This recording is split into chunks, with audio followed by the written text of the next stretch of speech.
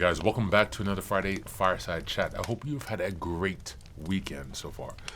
Yeah, there's still a lot going on in the world today, but as I want to share in this episode today, it's important to begin to come back to ourselves. The most important thing we can do for ourselves and for each other, ironically, at this moment is to come back to ourselves, to center ourselves, to see our story clearly, to rework our emotions, to accept where we are, to accept others where they are, and to reopen our hearts. In order to do that, we need to work on our understandings. We need to improve our grounding, our capacity to navigate our emotional landscape. That is what this month is about, emotional regulation.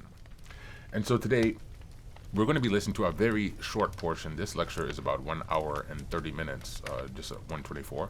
And this lecture is a lecture / live coaching episode. And I want to share this because I came across this on Thursday. And the questions that he asked, this is an interview with Dr. John DeMartini. And Christo, he's a social media influencer, has a lot of videos on YouTube about speaking, connection with other people, connection with yourself, and so forth. And basically, John DeMartini, is the coach here, and he's developed something called the DeMartini method. It's a way of questioning to dig down at core issues and to change your perspective from seeing something as a negative to finding the silver lining, the advantage. How is something serving you? How is life serving you as opposed to happening to you? This is so important for learning to escape the victimhood narrative, which, if you come from a dysfunctional family, is understandable. If you are not giving the resources that you need from the beginning, if you're not giving the correct introjex understanding of yourself, and that has proliferated in your life to lead to a lot of unnecessary pain, to be quite honest, you can get stuck in that victim narrative quite easily. In this fast-paced world that is, or has been, hopefully is changing, increasingly individualistic, many people are struggling with relationships and connection. Even family relationships are struggling. Even friendships that have been going on for years are struggling. And one thing I learned when listening to this is how I want to begin to talk to myself, because obviously I did not have the mother or father or grandparents or even the friends really who are on the same level with the same capacity or enough capacity to be able to ask me these questions. This is such an important skill. So if you've been listening to what I share, and you've been listening to, in particular, Brian Withers, always talking about how to change your thoughts, how to rework your thoughts, how to reframe. This DeMartini method is how you get to the most painful core that you're working to process and release, the most painful things. How do we approach that? How do we work our understandings? How do we find the opening so that you can exit the loop of victimhood, of negative thinking, of fear, of self-doubt? There is a way. And it's much more difficult if you don't have the support around you, the correct mirroring, the people who can ask the right questions. It's much more difficult to do it on your own, but it's not impossible. Again, part of the reason why I wanted to create this project. To increase your self-belief, to encourage you, and to demonstrate how you can change your perspective of what happened in your past. As Caroline Myss said, our house is like, or ourselves, our understanding, our egos, our experience here on earth is related to that of a skyscraper. We cannot move the location of our skyscraper, but we can raise the floor.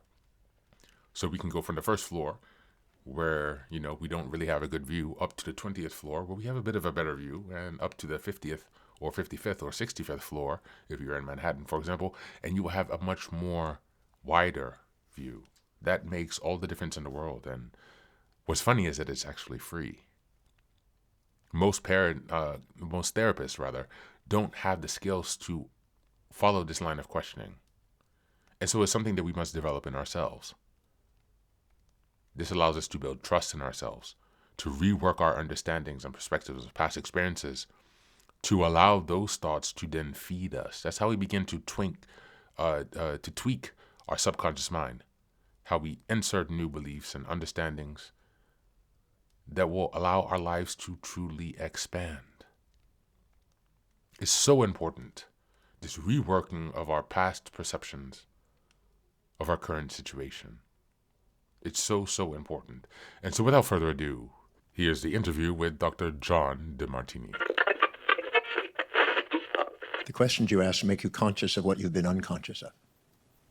So it helps you expand awareness.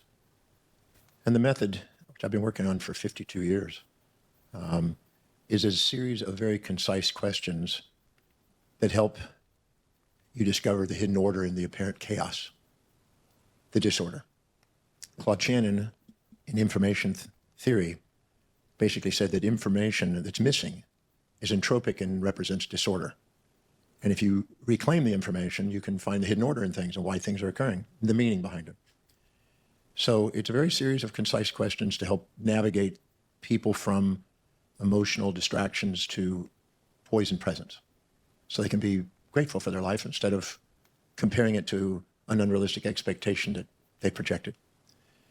And I've been blessed to use that and develop that for many years. And we've helped people in all different types of situations. I make a statement that there's nothing your mortal body can experience that your mortal soul can't love. So it doesn't matter what you've been through, what you've gone through, what you've experienced. It's your perceptions, decisions, and actions on how to interpret it. You can be a victim of history or a master of destiny. It all depends on your perception. William James said the greatest discovery of his generation is that human beings can alter their lives by altering their perceptions and attitudes of mind. So this is a science, a reproducible science that I've trained probably 8,000 or 9,000 people in using, and they're using it around the world to assist people in navigating through the apparent chaos so they can look at life on the way, not in the way. Okay, you guys get that? Every word is a lot to unpack here. And that's how I felt last time when we were having our conversation. Just be quiet and listen and stay silent for as long as you Somebody can. said, listening to you is like drinking from a fire hydrant.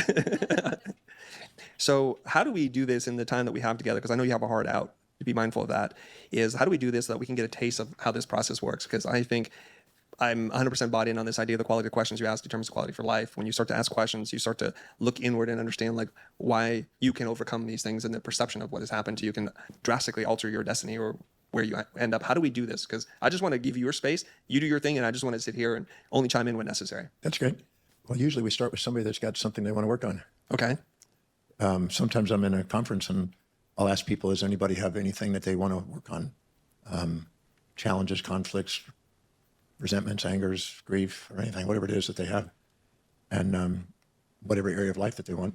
And then usually people vote based on who has the most intriguing information or issue that they want to work on, and we go there. We start there.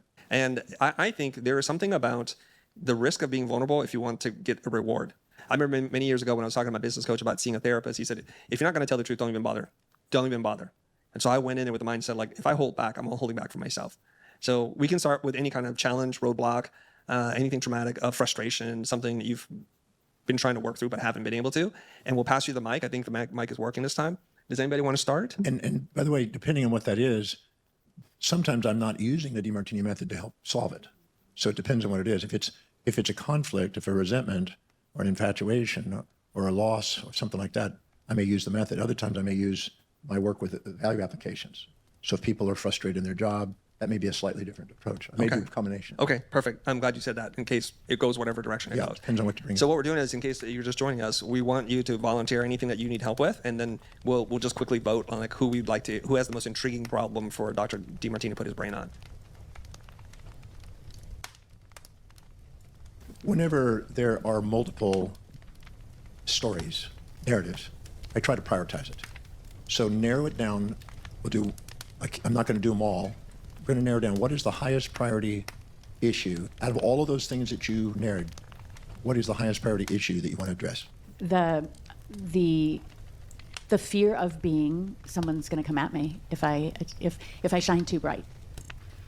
Okay. When you say coming at me, what does that mean to you? What does that conjure up? By the way, you can never have fear of the unknown. You can only have fear of the content your mind is imagining. Mm-hmm. So what is your mind imagining when you have that confronting you? That someone is going to defame me, is going to undermine me, go out of their way to destroy what I've built. It's already happened. Okay. And out of all the ones that have happened that this is reminding you of, because the future is anticipated, but the things that are real that you've experienced, Which one of those is the highest priority thing that you remember that was most painful?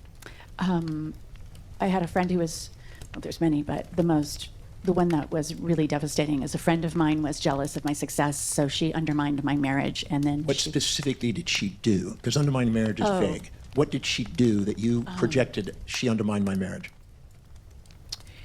she betrayed a confidence, and I wasn't ready to tell my husband something, and she, So something you shared with her, Yes. she shared with your husband, yes, which you felt started to undermine the dynamic. yes, Okay. Even though you were obviously sharing with her, there was some things in the dynamic that were concerning anyway. yes. So she was revealing something you unconsciously desired. I was, You wouldn't have said it to her. okay, I'm gonna be so transparent. I had an affair, and I felt really bad about it, and I was talking to her about how I should go about, telling my husband, and because she was jealous of the relationship, and she had tried to. She wanted him. She tried to seduce the person I had the affair with, and because she was rejected, she Want to bring you down. yes, Right. and she did it very Okay, so publicly. her name is Deborah. Deborah. Okay, so now I'm going to start.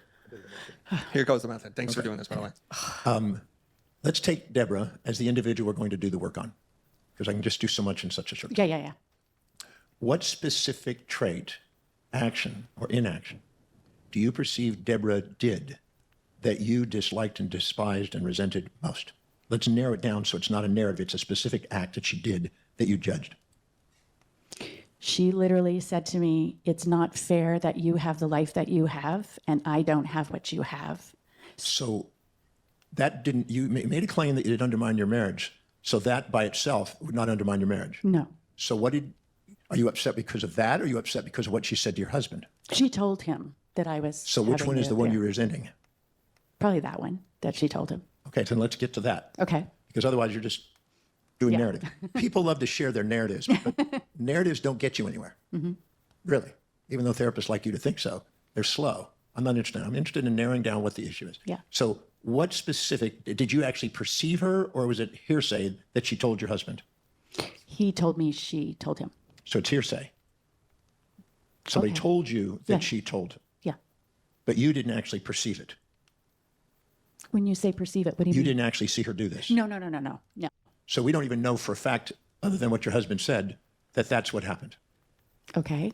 So your husband claimed that she said the story, which is evidence, but you never saw her do it. I never saw her specifically or heard her do it. No. So you did not have anger at her until you found out that he made a statement. Yes. And other people, but yes. So other people told you that she had said that. Other people told me that she had bragged to them that this is what she was going to do. And then, yeah. Okay. So are you upset with the idea that she bragged about what she was going to do? The idea that your husband stated that she said it? I think it was that she was bragging about publicly taking me down. Okay. So the highest priority thing that you judged in her was that she bragged about taking you down, and we have hearsay that she confronted and told your husband. Correct. Okay. Let's work with that one for a second. Because sometimes we have a convoluted series of things, and we have to kind of narrow down what the issue is. I love your questions. And sometimes it's hearsay.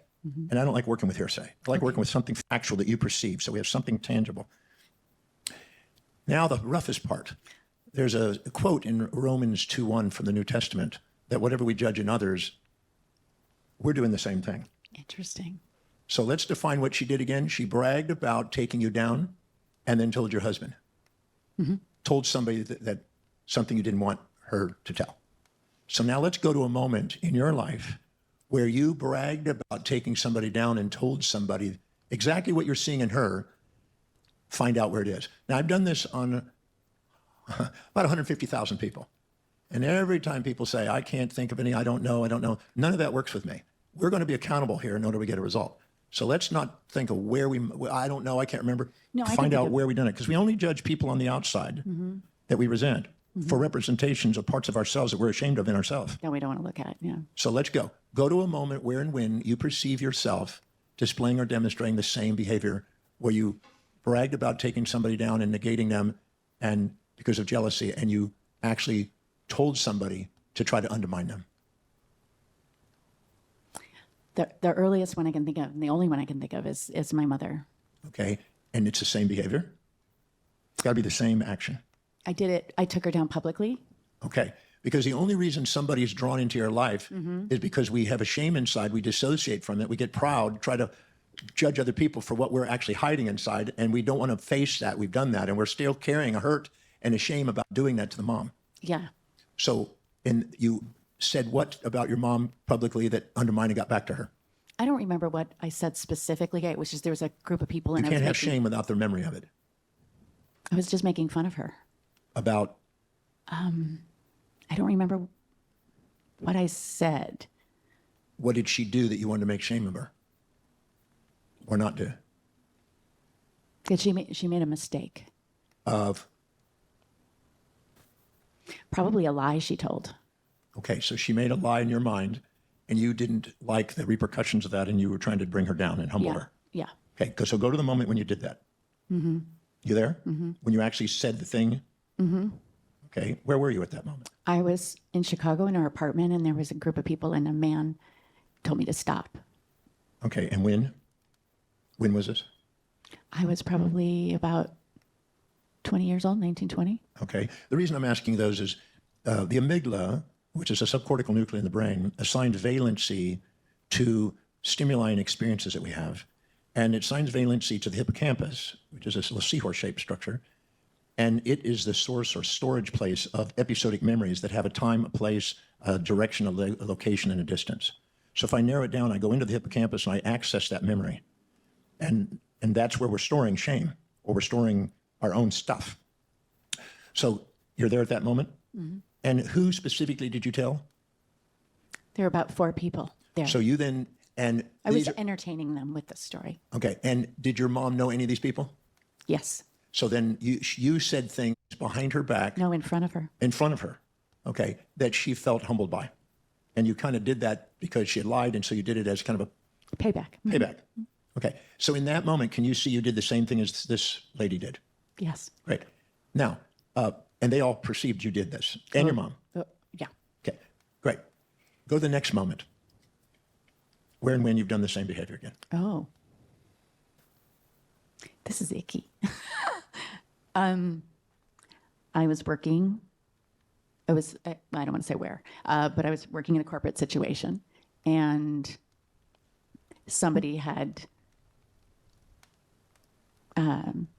sexually harassed me, and there was this opportunity for me to Disclose. No, actually, no. I did disclose it to my boss. I went through the proper channels. And then when this guy got promoted, he demoted me. So there was new management that came in. And I don't need the story. I just okay, need I'm the answer. just trying to. People like to run their story as a dodging mechanism. Yeah. I just want the answer I ask. Go to the moment where and when you did it again, and where did you do exactly that? Try to bring somebody down and say something to somebody to try to undermine them, somebody that could get back and affect their life. I guess it was a situation where he was being berated by our boss, and I took glee in that. So that's not the It's not the question same I'm thing? asking. Oh, okay. Where did you do what this lady had done to you, said things behind to somebody, and tried to bring you down? Where did you do that? You tried to bring him down? No, I was just, somebody else did, but I talked about how he had it coming. So I don't know if that's the same So thing. who did you say that to? My team. So you spoke to the team and kind of let them know some of these things as a way of kind of diminishing him. Mm-hmm. And these are people that knew him Yes. or knew of him. Yes. So in that case, did you do the same thing the lady did in that moment? It's not exactly the same. Well, yes, I did. I took glee in somebody. To bring somebody down and to go behind and say things about them? Yes. Mm-hmm. So is that the same? I think so. Maybe not the same magnitude, It's but not the same. Yeah, it's not. Yeah. Great, that's number 2. Go to number 3. When you're owning reflections, this is called reflective awareness and transparency. We usually go all the way till 20 examples are done until there's an absolute certainty that what you perceive in them, you have. Because as long as you're too proud to admit what you see in them, you're going to self-righteously project your values onto them and condemn them and hide your own shame and cover it up with pride.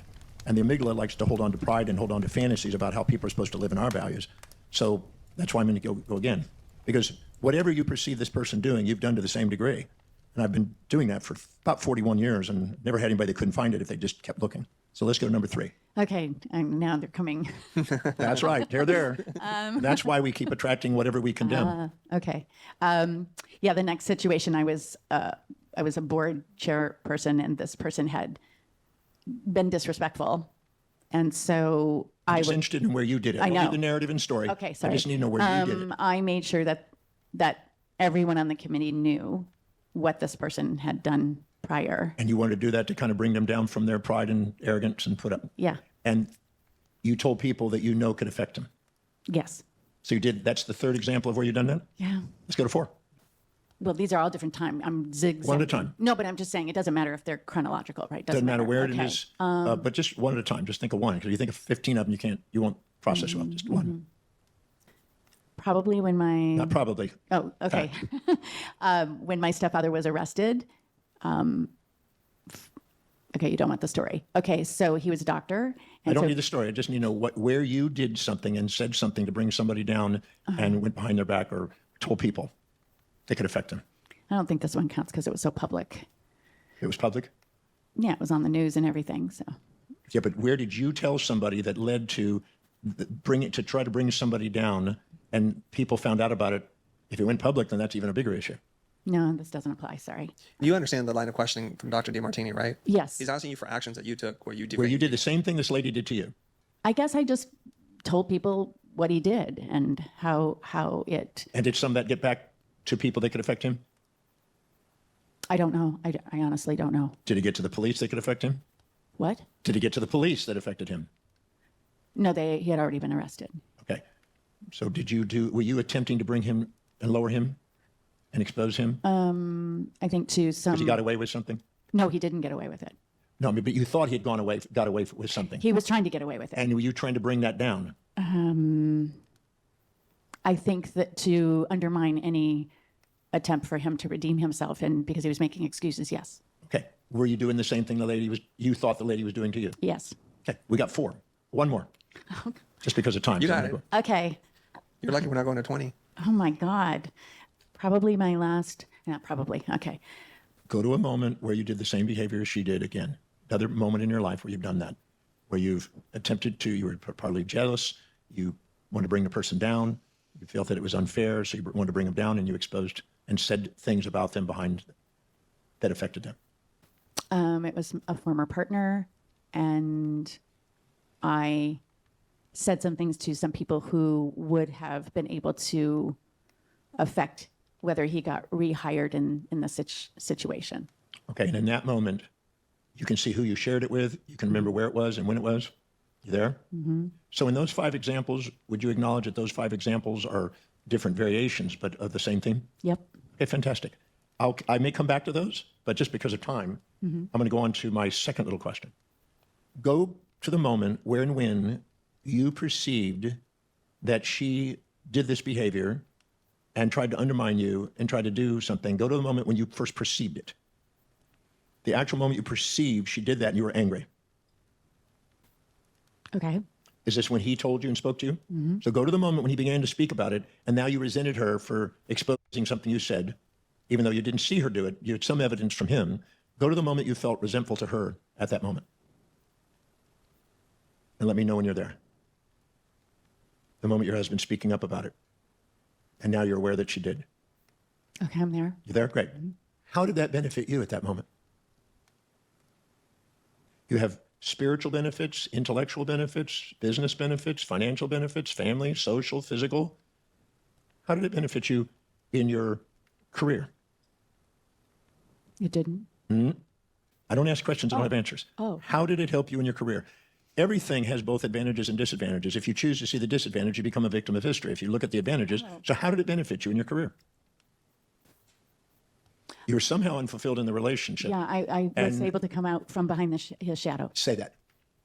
Say that, because you're going to have a tear when you say it. Say it. I was able to come out from behind his shadow. Say it again. I was able to come out from behind his shadow. Okay. And you had been sitting in his shadow, and you wanted out of his shadow, and you were not, and that's when you had the fling, you had somebody that was giving you acknowledgement, Yeah. and you were living in his shadow. instead of on the shoulders and equals. It made me visible when I felt invisible. Exactly. Okay, so you were unfulfilled. That's why you were looking for somebody to try to bring in fulfillment. Anything you're not willing to do with your mate, you got to be willing to delegate. If the man's not doing something that's fulfilling your needs, then you'll find somebody else to fill those needs. Pretty normal. Mm-hmm. So you got out from under their shadow, and how did that help your career? Repositioned yourself with your power? Yeah. Can you see you were hoping for that, wanting that? Mm-hmm. So can you see that the lady actually catalyzed you to be able to go and do what you want to do? Yeah. Did you ever give her a percentage of the income that you earned? No. As a consultant? No. Okay. How did it help you intellectually? What did you learn as a result of him speaking up, saying that? What did you learn that was valuable in your life? I learned that it wasn't my job to sacrifice for somebody else's happiness. Okay, so anytime you infatuate with somebody and put them on a pedestal, you'll minimize yourself and inject some of their values into your life and try to live in their values, which is futile. Mm-hmm. It's non-sustainable futility. And you had some infatuation with the man initially, apparently. So you learned that lesson. What's that worth? Oh. Put a dollar value on that. Oh, my God. At least a couple million. Okay. But you never gave any of that to the girl, the lady that helped catalyze that freedom and that lesson. No. Okay. Because somehow we don't see that people are not in our way. They're actually on our way, their actions. How did it help you actually financially? Go back to the moment when he said what he said, and it led to the relationship breaking down, which is actually a liberty to you, but we don't always want to admit that. And how did that actually help you financially, and put some real dollars on that? Hey guys, welcome back. I hope you've enjoyed that. As a reminder, we've only listened to a very small portion. This is a very long lecture where they have some more discussions in the beginning about how this method came to be, as well as more examples and exercises. This example continues on. If you click on the link in the show notes, you can watch it in its entirety, which I highly recommend. This line of questioning is so critical for people who are in the process of reparenting. If you cannot afford a therapist or a coach, you can learn to have this kind of questioning, this line of questioning, this line of reasoning with yourself. It might be a little bit more challenging, but you can do it if you have the resources. As he mentioned earlier in this video, he has trained thousands of coaches around the world on this method. So try to search for a coach who can help you with this method if it's something that you're struggling with. But you can learn it on your own. Trust yourself. Believe in yourself. You can learn to do this on your own. Maybe listen to this lecture a few times to really get the grasp of how he poses the questions, which directions that he takes. Perhaps you could do this with a friend or an accountability partner to help you gain that outside reflection if you need it. But it's so critical to be able to change our perspective on the past, to move from what is happening to me to this is happening for me. That is how we begin to reduce that victim narrative.